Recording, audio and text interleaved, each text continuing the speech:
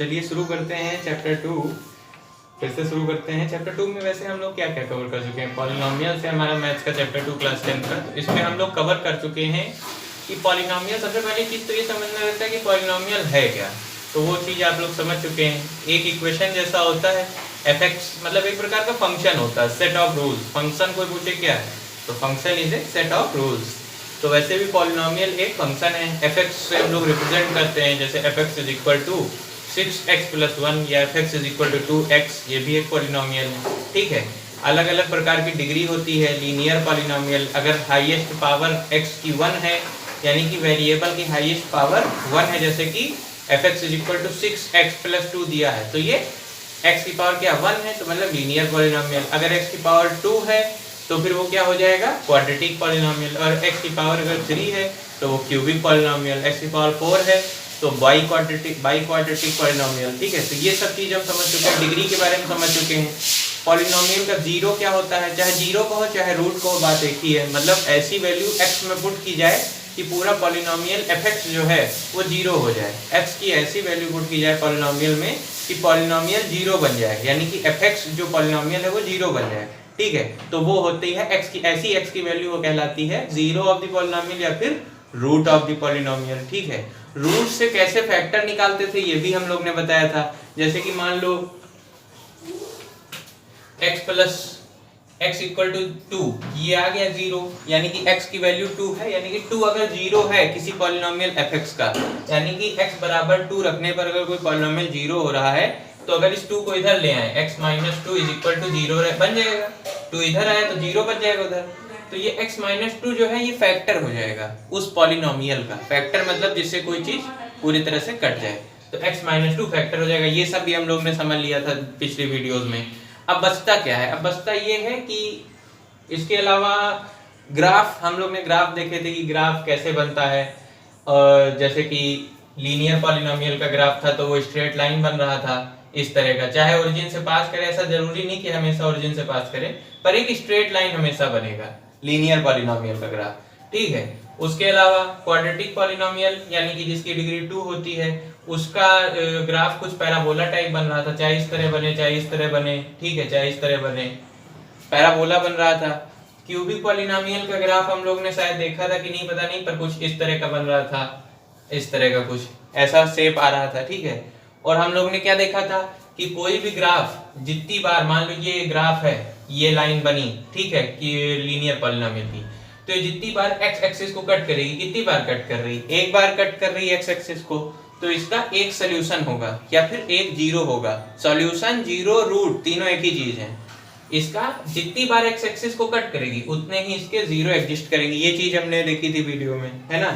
तो ये सब हो गया। अब हम लोग सीधे आते हैं कि और हमने एक चीज और देखी थी कि जो भी जीरो होते हैं, जैसे कि किसी f(x) पॉलिनोमियल कोई है, ठीक है, और उसका जीरो अगर कुछ निकला, जैसे कि x इक्वल टू 2 है, तो जो जीरो होता है उस पॉलिनोमियल का, या जो उस पॉलिनोमियल की रूट होती है उसका, और उस पॉलिनोमियल के जो कोफिशिएंट दिए होते हैं वेरिएबल के साथ, उनके बीच में कुछ रिलेशन होता है। हमने बताया था अल्फा बीटा करके कुछ बताया था, तो उस समय आप लोग को नहीं समझ में आया, तो आइए आप क्वेश्चन करके देखते हैं, तो शायद थोड़ा सा दिमाग में आए।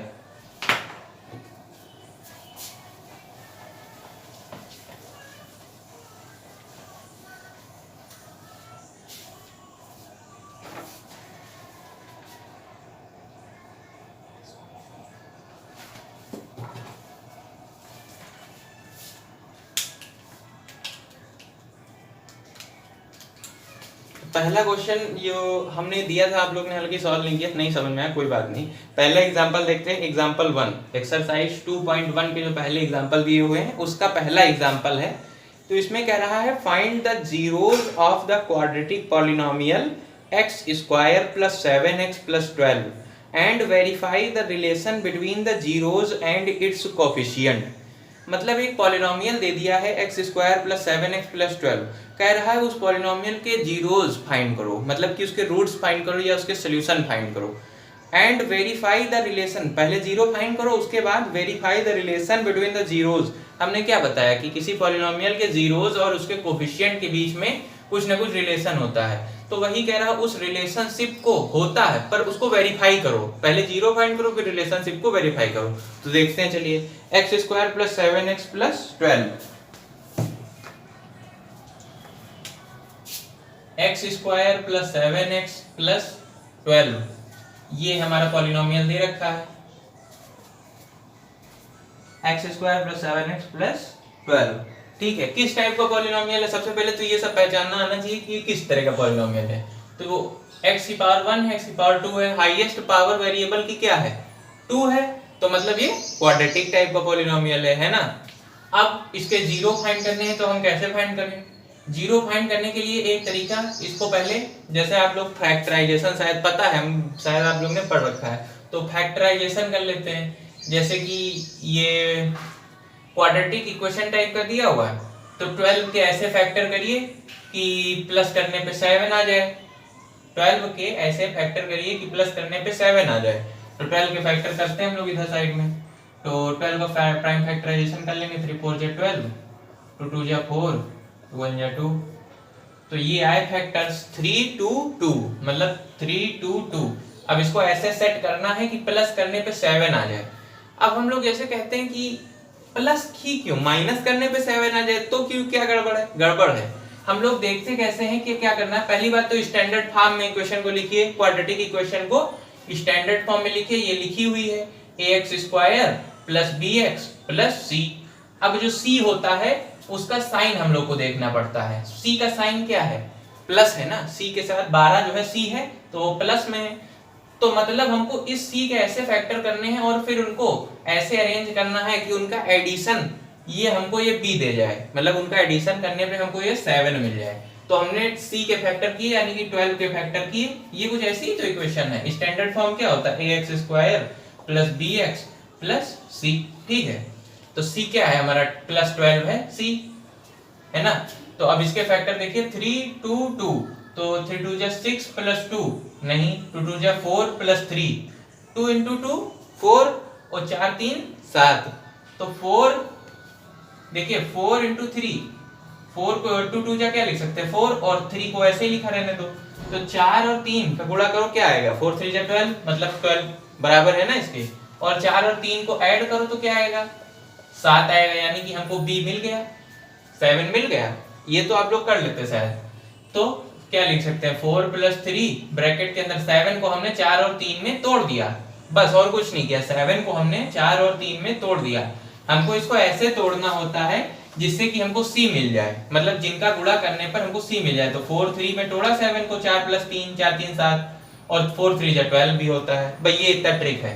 ठीक, और बाहर x लिखा तो x लिखा रहने दो, 12 लिखा तो 12 लिखा रहने दो।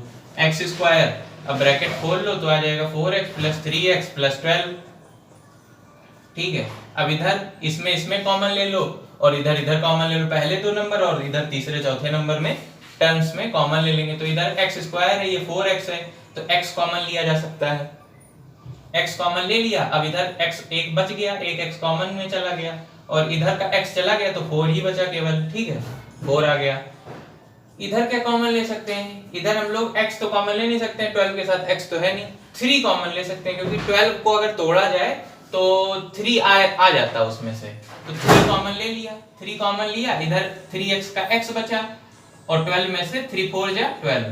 भाई 12 को क्या लिख सकते हैं 4 3 = 12, और उसमें से हमने इस 3 को बाहर निकाल लिया तो अंदर क्या बचेगा 4।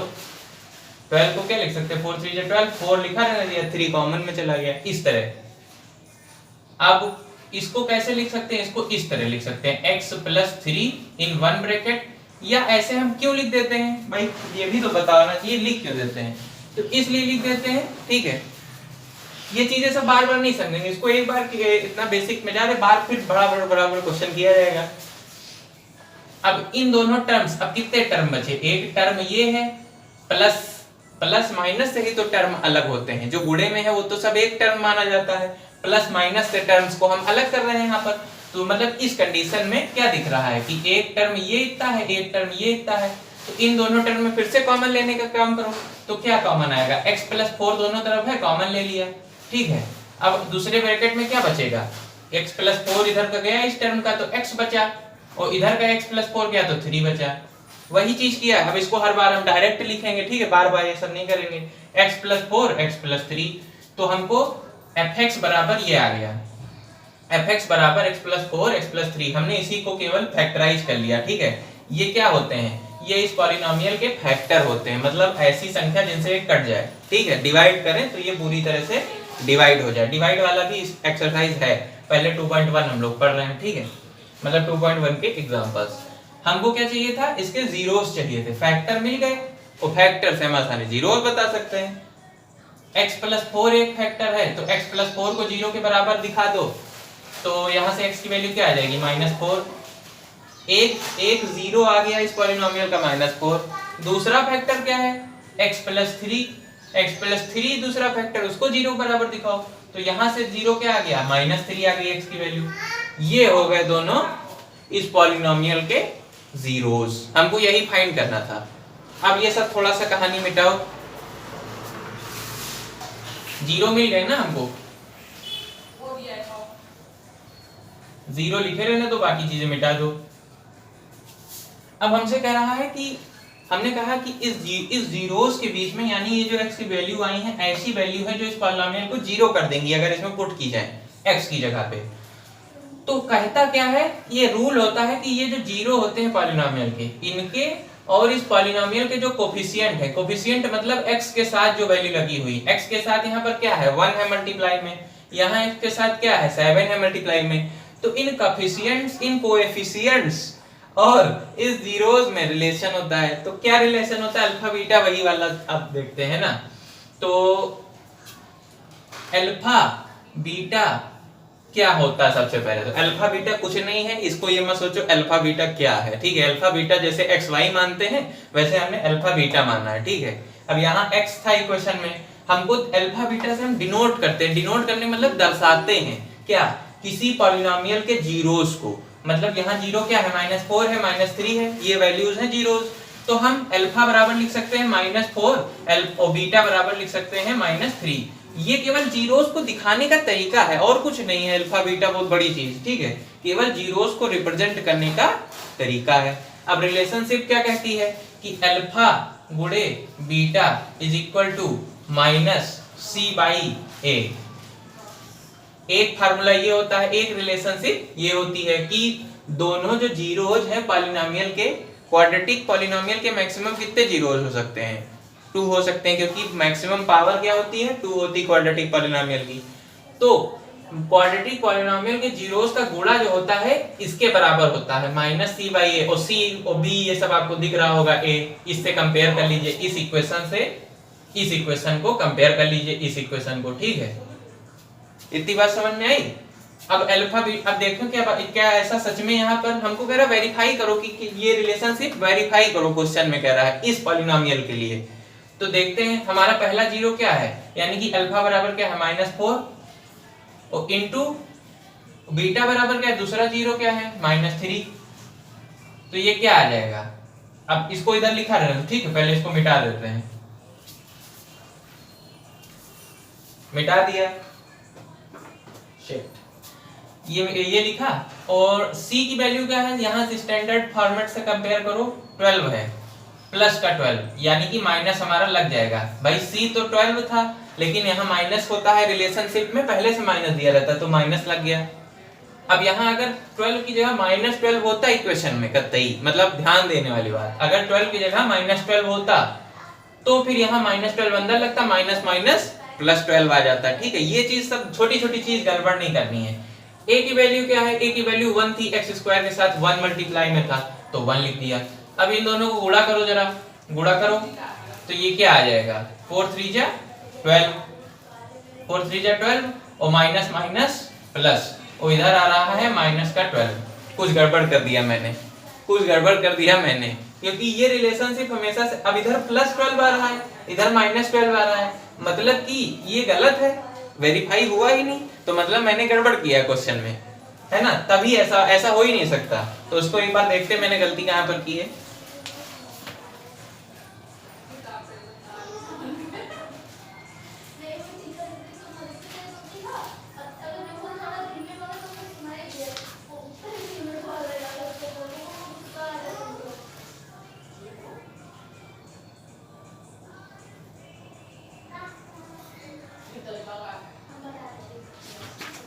गड़बड़ क्या की है? गड़बड़ ये की है मैंने कि ये रिलेशनशिप मैंने यहाँ माइनस नहीं लगता है, ये माइनस नहीं लगता, माइनस दूसरे केस में शायद लगता था, मैंने उसका याद था वही बता दिया बस, और बाकी कुछ गड़बड़ नहीं। यानी कि यहाँ भी माइनस नहीं लगेगा, यहाँ भी माइनस नहीं लगेगा।